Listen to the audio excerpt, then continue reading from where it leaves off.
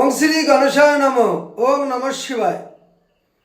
তো বন্ধুরা, আমরা অনেকেই নানা রকম কারণে, বিশেষ করে মানসিক ভয়, দুশ্চিন্তা, রক্তচাপ বৃদ্ধি, ভ্রমণজনিত কারণে, উচ্চাটন এবং শারীরিক দুর্বলতার কারণে আমরা অনেকেই অনিদ্রাজনিত কারণে ভুগে থাকি।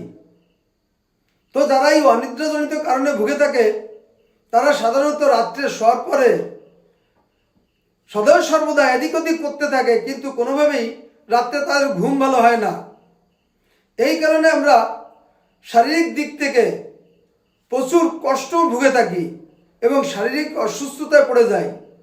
তো এর থেকে মুক্তি পাওয়ার জন্যে কোনো ব্যক্তি যদি কেঁচুয়া ঘাসের মূল জল দ্বারা পেষণ করে মাথায় পটি লাগাতে পারে, তাহলে এই রোগ থেকে আরোগ্য লাভ হয়ে থাকে।